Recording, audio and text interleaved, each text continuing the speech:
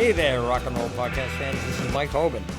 Welcome to Rat Tales, the podcast that brings you the music and stories of the Boston rock scene that grew out of the mid-'70s at the Rat and some of the other hellhole joints, each with their own sick charm.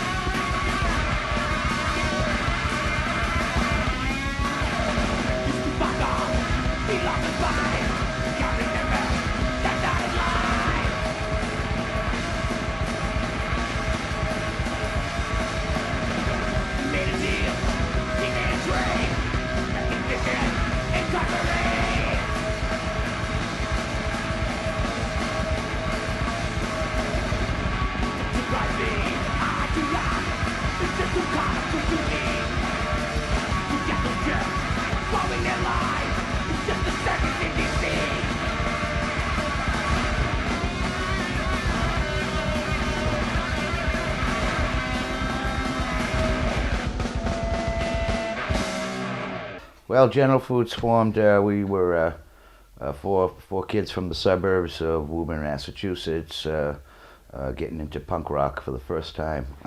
My older brother, Ray, was going to shows. I was too young at the time.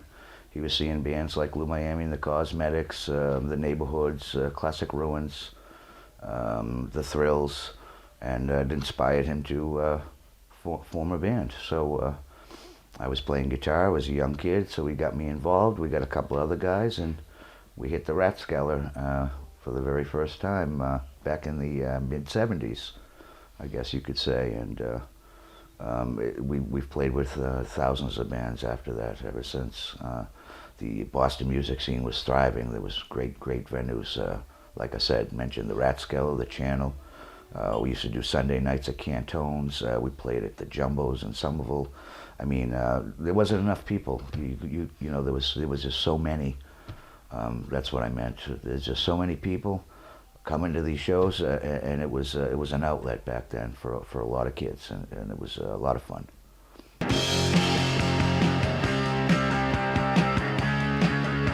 We really fell in love with the Ramones back then when the Ramones hit the scene. And so we kind of gathered a little bit of their sound. It was heavy. It was a little surfy, I guess you could say. You know, we were doing what other people did. We took old tunes and tried to revamp them in our style.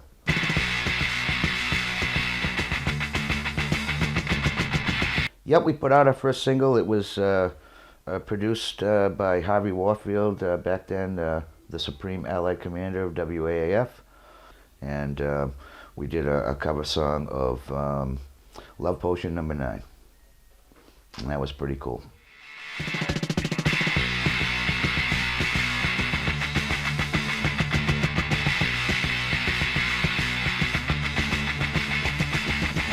has a terrible face and she was high black boots.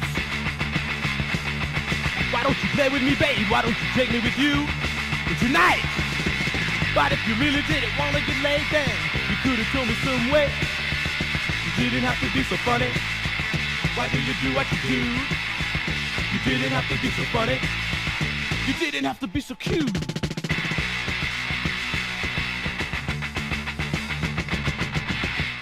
No, not at all. It was done by Destiny Records out of Wilmington. He ended up liking our sound, and like I said, we brought Harvey Warfield at the studio. I'm trying to think. It was so long ago, but we had a really good time. He got smashed. we were drinking a lot and smoking some herb and just having a great time. And that's when the studio owner from Destiny, I forget his name, he said, you know, I like you guys. You guys got a great sound. I'm going to make this record for you and put it out and put my label on there. So it was a local label. We just played that out and played that out for about 4 or 5 years. Let me tell you.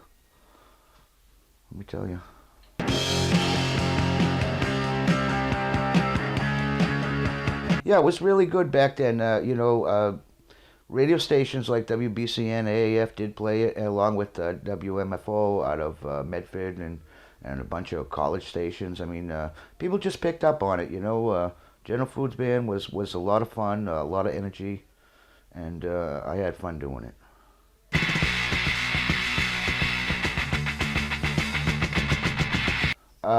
We didn't really go outside of Boston too much in that day.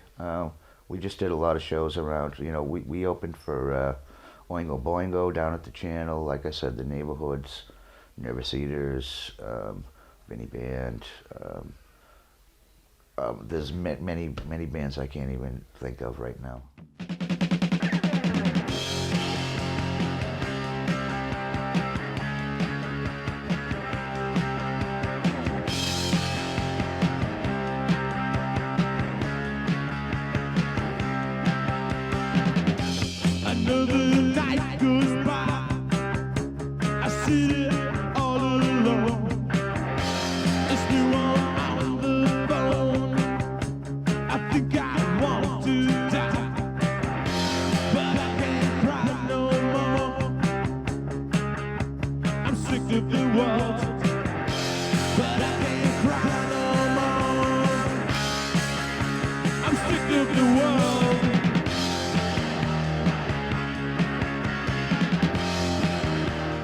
My thoughts were, well, I was a young kid at the time, and I was really digging, just getting into it and digging the sound and what everybody was doing at that time, and getting into the punk scene, and it was unique, and it was thriving back then.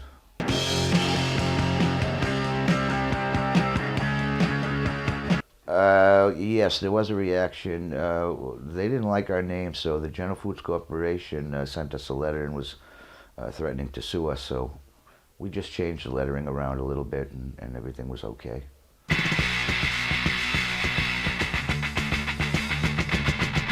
I would say the band was together from let's say, I'm gonna say 70, 74, 75, probably to 79, 80.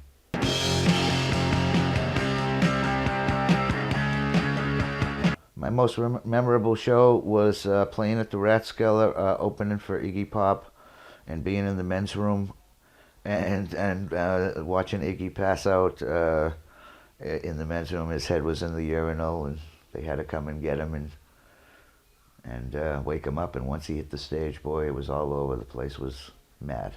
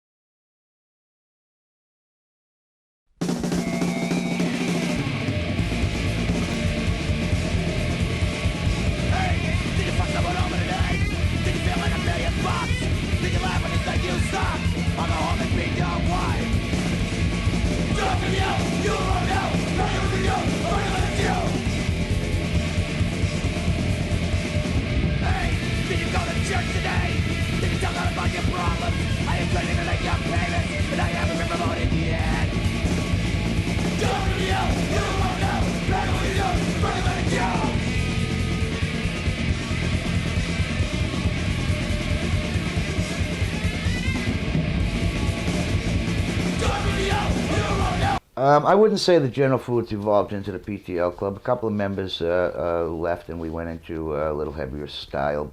After we gave the General Foodz up, we took a sabbatical for a couple of years. Decided to come back with music. Music was changing, and the Boston hardcore scene was just about starting to form. So we jumped on the bandwagon and started to play thrash. It was me and my brother. My older brother Ray, we decided to put a thrash band together, and we started to get involved with that, and I just started to love that more and more and more and more, taking the music out to the extreme. So, but we're talking two different areas of life here, so you have to understand that. General Foodz era, 70s punk into mid 80s thrash and hardcore. So.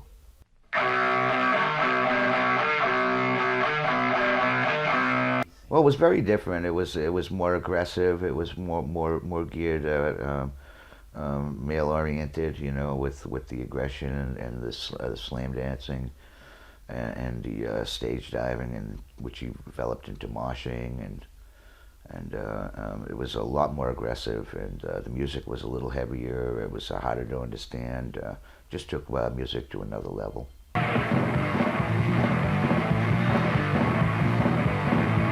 Well, the radio reaction was really good, and first record was PTL Klub's 13 Commandments, which was picked up by California label Mystic Records, and we went out, and with that band we did do some touring. We went up and down the East Coast, went out to the West Coast once, did a show out there, and South Carolina, Virginia, Ohio, back this way, and it was really good times as well.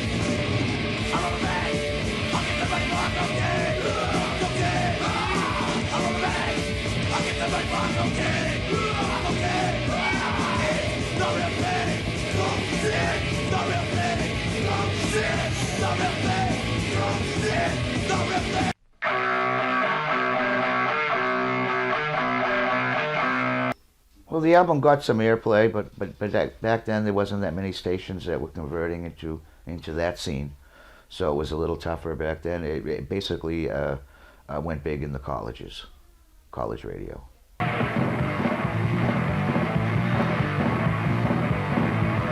At that point, we started. We played at CBGB's. The channel was still open. We were playing a lot at the Anthrax up in Connecticut. We were playing at Valentine's down in upstate New York. There was other clubs. We played up at Paradise, probably the Jumbo in Somerville a few times. People every day, so to me, I will stay free. I don't even know that they know it's coming.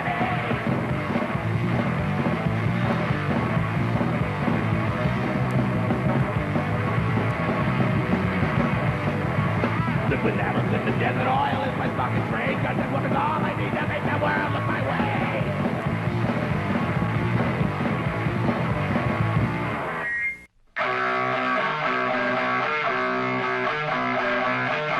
Yeah, it was way different because the kids were way more aggressive now, and people started wearing more tattoos, and just straight edge was coming into play, and we had the skinhead movement, all at that same time.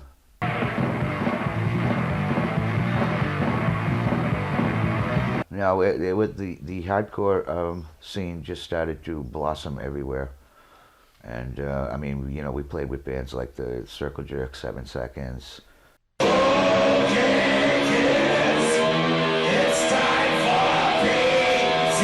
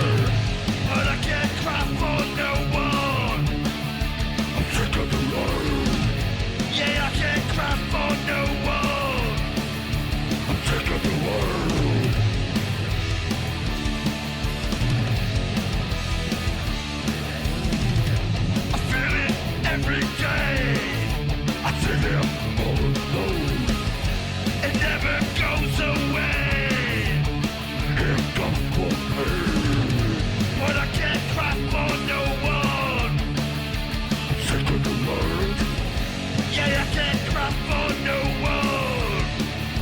I'm sick of the world.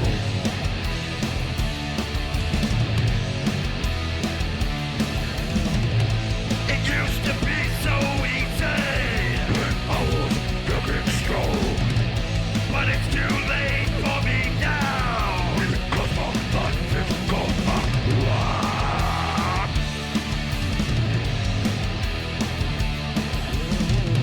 Another night goes by.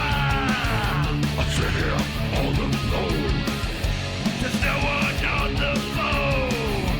I think I want to die, but I can't cry for no one. I'm sick of the world. Yeah, I can't cry for no one. I'm sick of the world.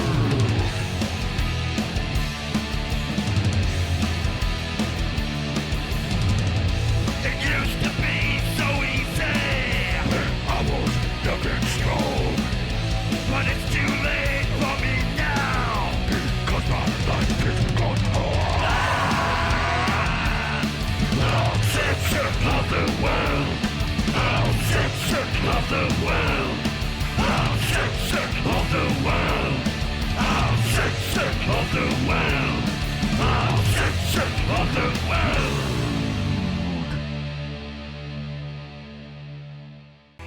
Thanks for listening to Rat Tales, Boston Rock Stories. Rat Tales is produced and directed by Lenny Scolletta and Mike Hoban, with a huge thanks to Medford Community Media in beautiful downtown Medford, Massachusetts.